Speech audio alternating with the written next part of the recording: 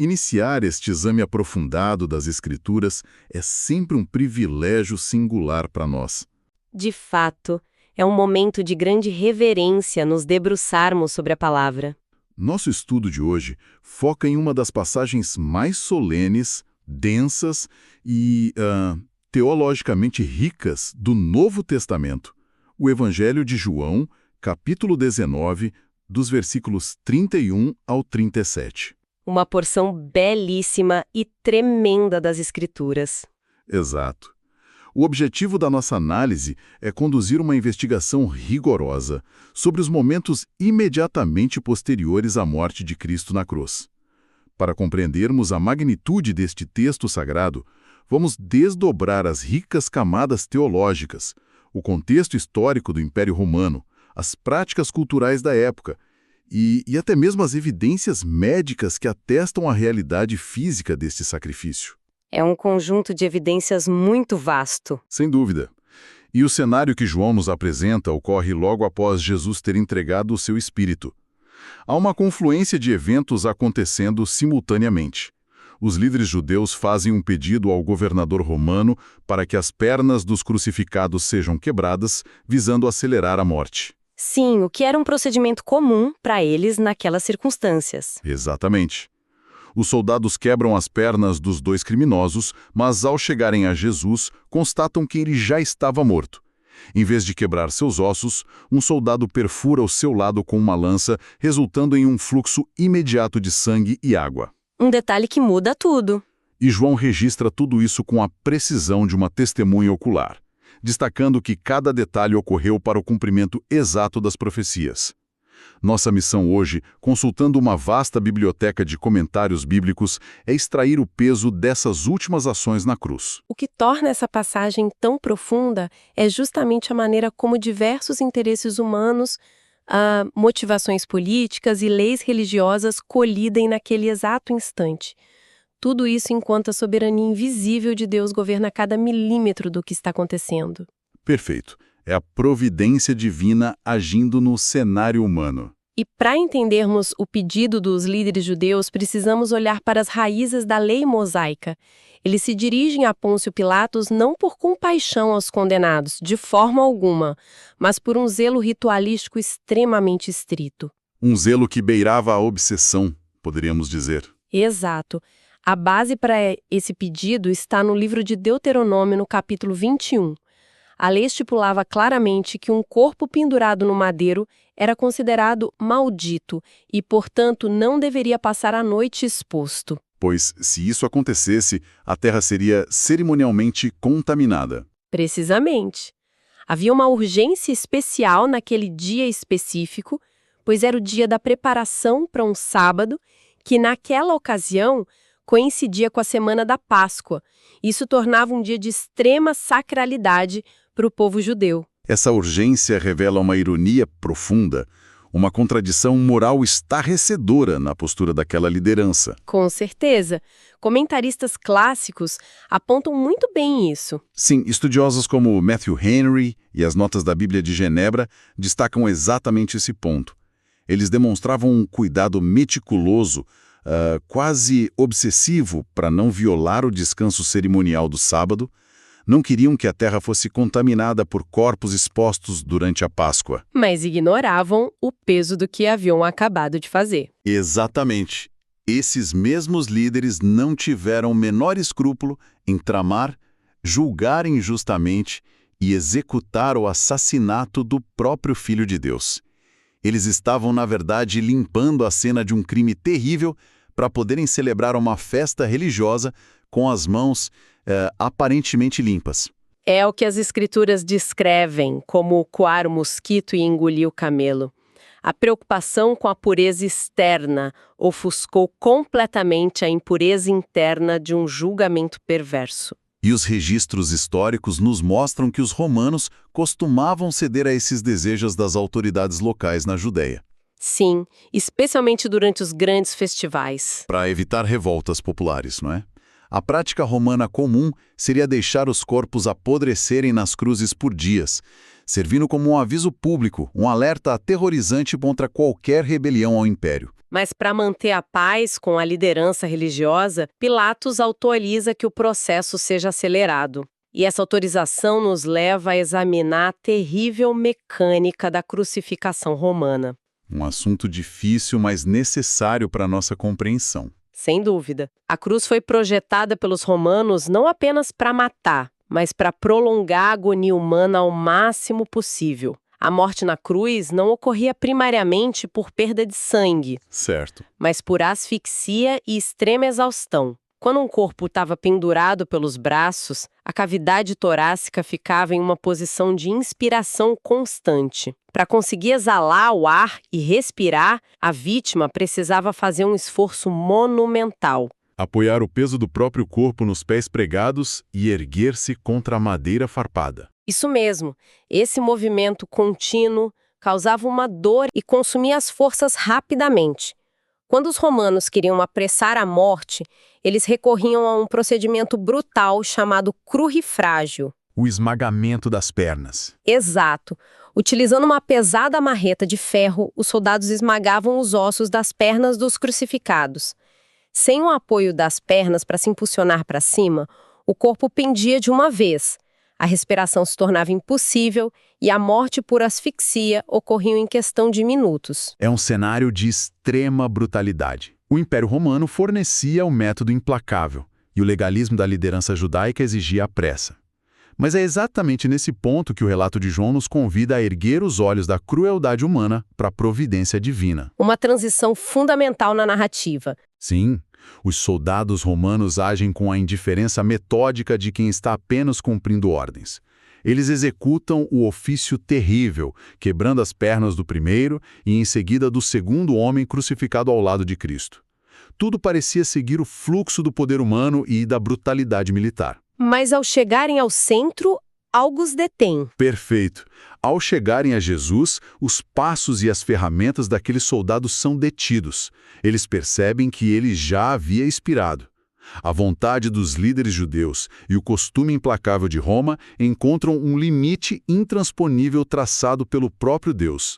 O conselho do Senhor prevalece em meio ao aparente caos. Um dos soldados decide abrir o lado de Jesus com uma lança e imediatamente flui sangue e água. Essa ação com a lança carrega um peso probatório imenso para a nossa fé.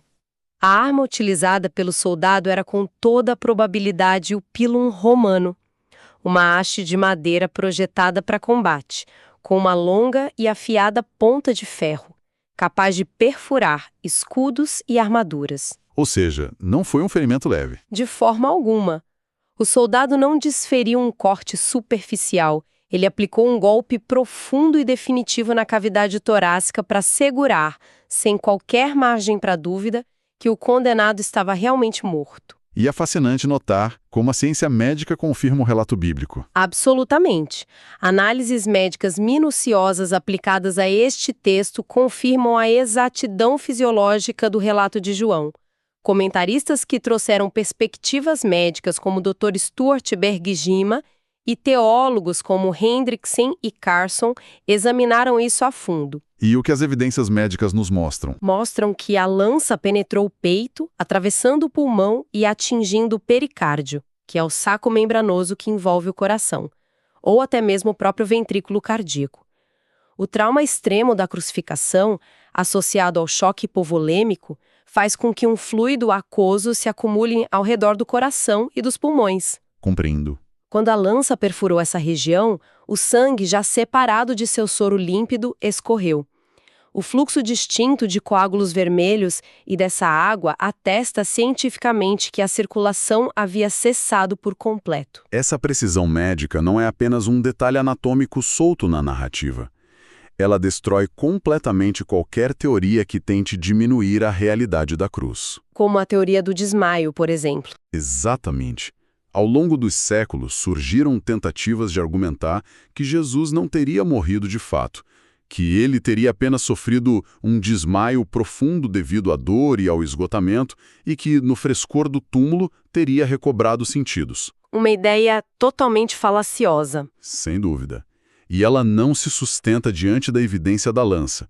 O fluxo do sangue do soro prova conclusivamente o óbito fisiológico. Cristo suportou uma morte real, física e conclusiva. E isso nos conecta a um propósito teológico fundamental que permeava a época em que João escreveu este evangelho. O testemunho ocular. Sim, no versículo 35 há uma ênfase marcante. João diz: aquele que isto viu testificou, sendo verdadeiro seu testemunho. João faz questão de frisar que ele estava lá, aos pés da cruz, vendo tudo com os próprios olhos. Ele não está registrando uma alegoria. E de forma alguma, ele está documentando um fato histórico inegável. Comentaristas como Wiersbe, além de Carson e Hendrickson, apontam que essa insistência tem um alvo claro. A igreja nascente começava a enfrentar heresias perigosas. Exatamente. O contexto do primeiro século viu o surgimento de uma corrente filosófica que mais tarde seria estruturada como docetismo. Essa linha de pensamento operava sob a premissa grega de que a matéria, o corpo físico, era inerentemente má ou impura. E que apenas o espírito puro seria bom. Correto. Consequentemente, para essas pessoas era inadmissível, até mesmo repulsivo, pensar que o Deus Santo pudesse assumir um corpo humano verdadeiro, feito de carne, ossos e sangue. Eles começaram a ensinar que Jesus apenas parecia ter um corpo humano. Como se fosse uma ilusão divina caminhando pela terra. Uma heresia terrível. Afirmavam que o seu sofrimento na cruz não passou de uma aparência, sem dor real e sem morte real. O relato de João, portanto, atua como uma âncora histórica e teológica contra esse engano. Combatendo o erro com fatos oculares. Sim, ao descrever a lança rasgando a carne e o jorro de fluidos vitais reais, João proclama em alto e bom som que o Verbo verdadeiramente se fez carne. O Filho de Deus assumiu a nossa natureza em sua totalidade. Seu corpo era real, seu sofrimento não foi encenado e o sacrifício pelo pecado humano ocorreu na história palpável, com suor, lágrimas e o derramamento físico de sangue. É uma verdade maravilhosa. Para nós, e ao estabelecermos essa base histórica e física tão sólida, podemos então olhar para as riquezas do simbolismo espiritual que brotam desse mesmo evento. Os pais da igreja e os reformadores debruçaram-se muito sobre isso. Com certeza, a tradição teológica, figuras notáveis como Agostinho e João Calvino, encontram nesses dois elementos, o sangue e a água, a essência completa da obra redentora de Cristo. E não precisamos recorrer a misticismos fantasiosos. O próprio texto sagrado e as ordenanças deixadas para a igreja nos dão a interpretação cristalina. O sangue e a água comunicam mensagens distintas, porém inseparáveis. Exato.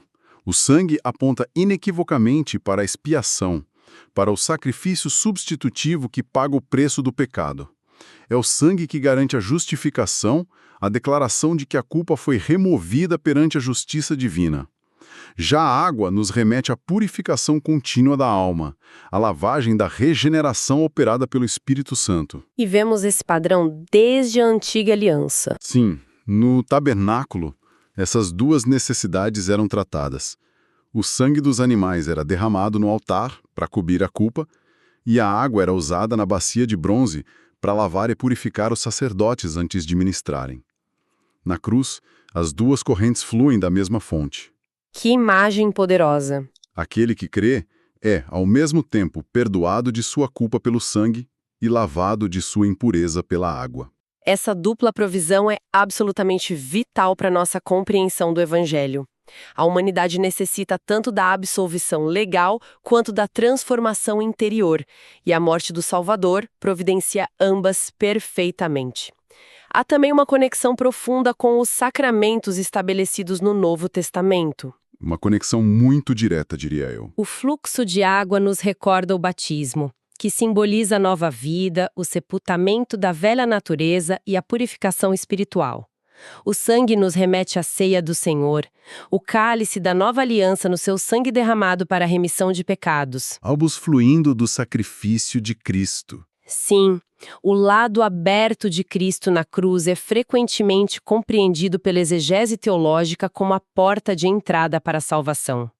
Assim como a Arca de Noé tinha uma porta lateral pela qual a vida foi preservada em meio ao julgamento, o lado ferido do Salvador se torna o acesso aberto à graça abundante, de onde fluem os méritos inesgotáveis de seu sacrifício para todos os que nele depositam a fé. Que pensamento elevadíssimo! E essa precisão com que Deus orquestra a redenção se torna ainda mais evidente quando João passa a citar os cumprimentos proféticos nos versículos 36 e 37. Ele afirma que a preservação das pernas de Jesus aconteceu para que se cumprisse a escritura que diz que nenhum dos seus ossos será quebrado. Uma referência claríssima à Páscoa. Exatamente. Quando investigamos o Antigo Testamento, encontramos a origem desta ordem no livro de Êxodo, capítulo 12, e também em Números, capítulo 9. Essas passagens regulamentam com extrema rigidez a celebração da Páscoa judaica. O povo de Israel, quando foi liberto da escravidão no Egito, recebeu a ordem de sacrificar um cordeiro sem defeito e aplicar o seu sangue nos umbrais das portas, para que o juízo divino passasse por cima de suas casas. E uma das ordens mais específicas sobre aquele cordeiro era que a família poderia assá-lo e comê-lo, mas não poderia quebrar um osso sequer do animal. A preservação do esqueleto do cordeiro intacto era uma lei perpétua para o povo de Israel. E aqui contemplamos a majestade do plano eterno de Deus. O cordeiro no Egito, cujo sangue trouxe livramento físico a uma nação, era apenas uma sombra projetada na história, apontando para uma realidade infinitamente maior. A realidade de Cristo. Exatamente.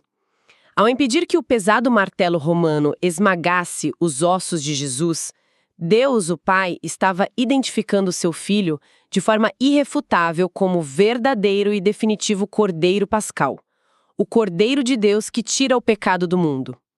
O apóstolo Paulo reafirmaria essa verdade ao declarar que Cristo, a nossa Páscoa, foi sacrificado por nós. Há também a passagem dos Salmos, não é? Sim, além dessa conexão tipológica com o Êxodo, temos a promessa do Salmo 34. O texto declara que o Senhor guarda todos os ossos do justo, de modo que nenhum deles é quebrado. Mesmo entregue à morte, o corpo de Jesus permanece sob o cuidado providencial de Deus, demonstrando que ele não foi destruído como um mero criminoso rejeitado. de forma alguma. Ele permaneceu como a oferta perfeita e intocável, o servo sofredor cuja integridade estrutural atesta sua pureza moral. O nível de detalhe no cumprimento profético é tamanho que João acrescenta imediatamente uma segunda profecia, desta vez do livro de Zacarias, capítulo 12, versículo 10, que diz: "Olharão para aquele a quem traspassaram." O que é mais impressionante neste fato, ao meu ver, é a ignorância absoluta dos instrumentos humanos em relação à profecia que estavam cumprindo. Eles não tinham a menor ideia do quadro geral. Nenhuma. O soldado romano empunhou a lança movido por uma obrigação militar, pela frieza de sua profissão, ou apenas para se certificar de que o trabalho estava concluído e ele poderia voltar para o acampamento. Ele certamente não conhecia os pergaminhos sagrados dos hebreus. Ele não tinha a menor ideia de quem era o profeta Zacarias. Apenas agiu segundo o costume romano. Sim, no entanto, sua mão foi invisivelmente guiada pelo conselho celestial. Em um único e violento golpe, ele cumpriu minuciosamente uma revelação entregue séculos antes, confirmando que a cruz não foi um acidente de percurso, mas o epicentro do propósito redentor de Deus estabelecido antes da fundação do mundo. E o peso dessa profecia de Zacarias vai muito além do cumprimento histórico, alcançando dimensões escatológicas. No contexto original do profeta, há a descrição de um tempo futuro de profunda intervenção divina, um derramamento do Espírito da graça e de súplica sobre os habitantes de Jerusalém. E qual seria o resultado desse derramamento espiritual? O resultado é que eles olhariam para aquele a quem traspassaram e planteariam por ele com um lamento profundo, com a amargura de quem chora a morte de um filho primogênito. João aplica esta promessa diretamente ao Calvário. Aquele corpo ferido pela lança não pertencia a um simples mártir. De fato. O texto de Zacarias deixa implícito que o próprio Deus assume a dor e a ferida. O Senhor se apresenta como pastor que foi ferido pela ovelha.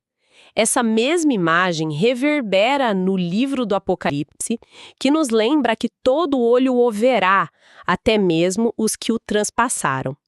A ferida aberta na cruz atua como a prova máxima do amor divino e, simultaneamente, como julgamento da incredulidade humana, chamando as nações ao verdadeiro arrependimento. É algo que nos enche de temor reverente.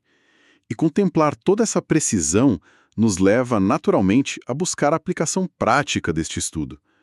De que maneira a análise da crueldade romana, do cerimonialismo judaico e das evidências médicas molda e sustenta a vida cristã hoje?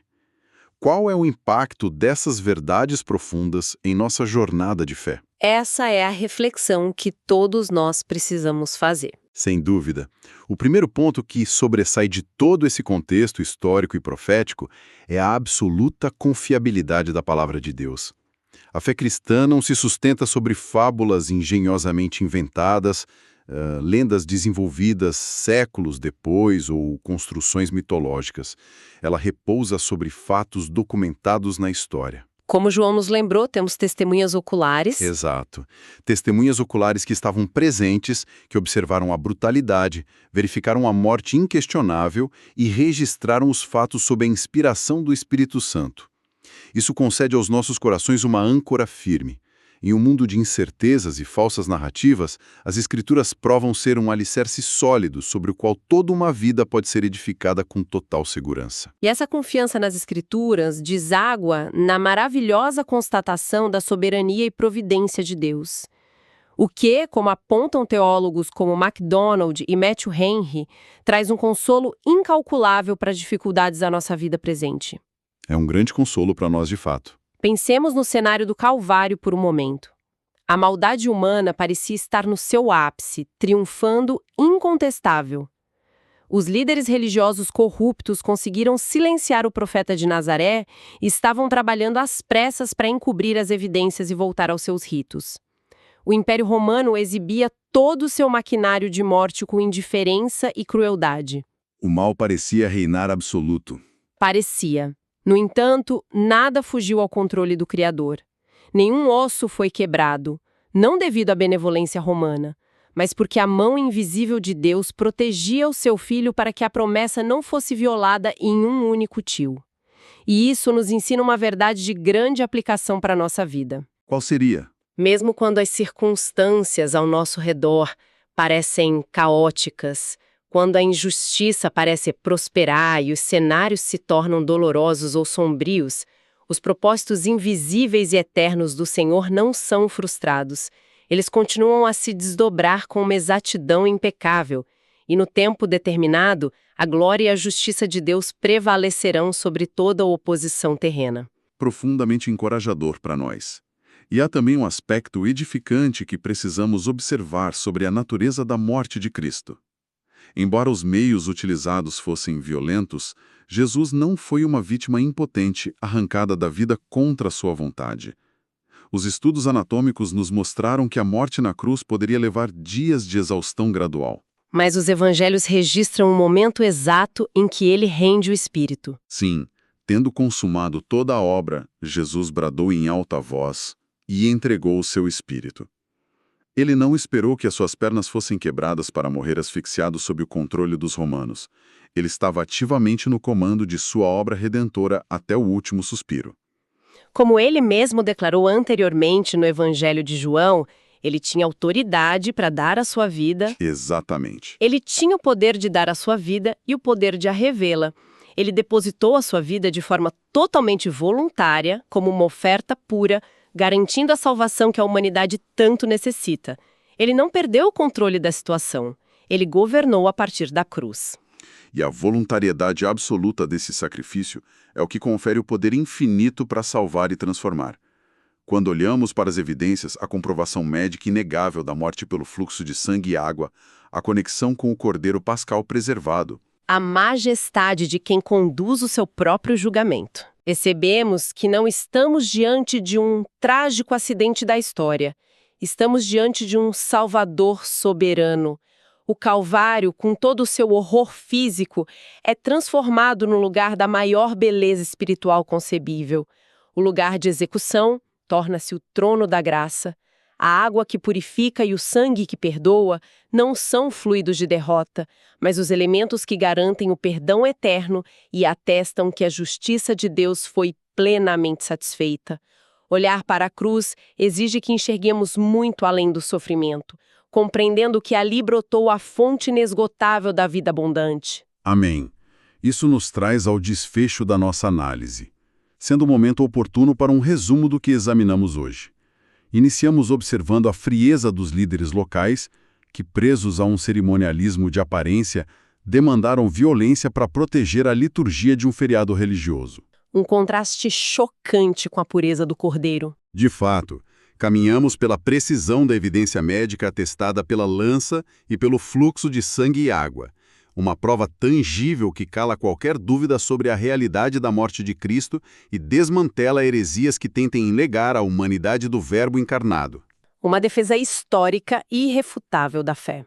E, por fim, observamos com reverência a providência silenciosa de Deus, que barrou o ferro romano antes que pudesse quebrar os ossos do Cordeiro Perfeito, e vimos como, de maneira inadvertida, a soldadesca inimiga cumpriu minuciosamente as Escrituras antigas. É um mosaico perfeito da sabedoria e do poder divino sustentando cada pormenor da redenção. Para o nosso fechamento, gostaria de resgatar o pensamento vital presente na reflexão de João Calvino sobre a profecia de Zacarias. Por favor. A imagem do Salvador traspassado na cruz não é um evento histórico diante do qual se possa permanecer neutro. A exposição daquele sacrifício demanda, inevitavelmente, uma resposta de cada coração humano ao longo das eras. Somos chamados a olhar para a cruz não com distanciamento acadêmico, mas com profunda contrição e genuína fé. Um olhar de arrependimento. Exatamente. É essencial o reconhecimento humilde de que foram as nossas transgressões, as nossas iniquidades e rebeliões que empunharam aquela lança. Mas o assombroso milagre da graça divina repousa exatamente nesse ponto. Da mesma ferida causada pela hostilidade humana, Deus faz brotar e fluir livremente a única e abundante nascente de perdão, purificação e cura, restaurando a humanidade caída para o convívio eterno. Uma verdade grandiosa que deve conduzir os nossos corações ao maravilhamento e à constante gratidão. Expressamos palavras de sincero agradecimento pela companhia atenta de todos que caminharam conosco em mais um estudo diligente.